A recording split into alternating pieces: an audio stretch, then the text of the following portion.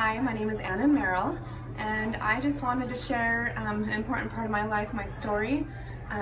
When I was a young child, I had to wear leg braces. My husband calls them my Forrest Gump braces.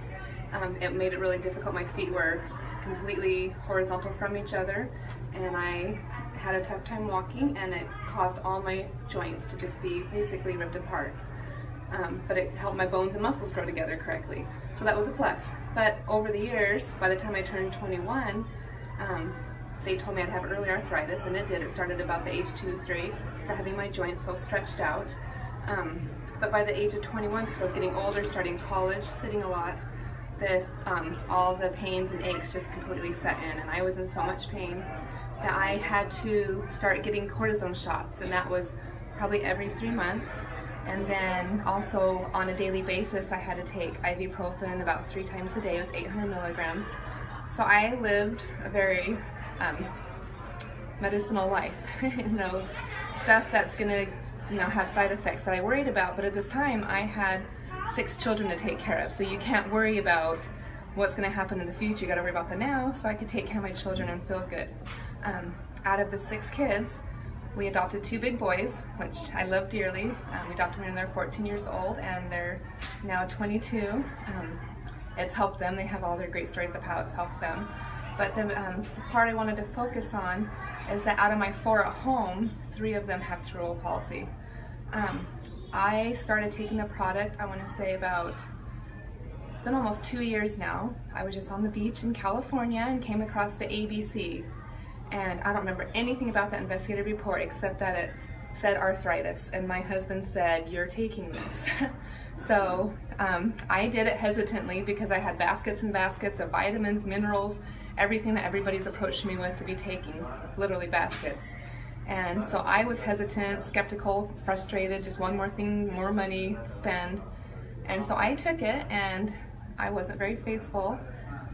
So it probably took me a little longer, I think, but it took me from May to October, because it goes in and repairs your body, which I understand now, the cells, and by October, I felt better.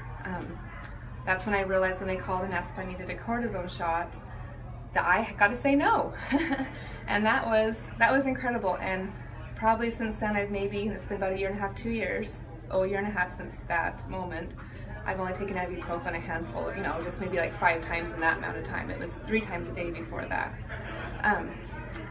And then the part that means the most to me, because of course we always need help as moms, but I didn't understand what oxidative stress was at that time. And when I started to understand what oxidative stress was, I talked to doctors.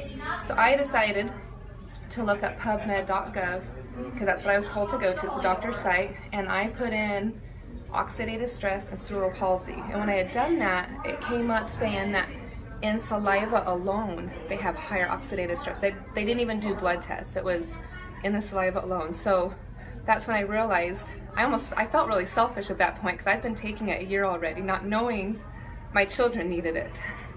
And that was tough for me to realize. So right away I got on the phone with another doctor, and they told me to give my children a half a pill.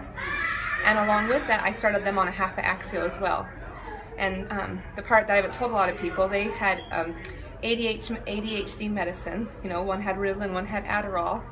And they were also on, my other daughter's asthmatic. She was a preemie and had lung disease.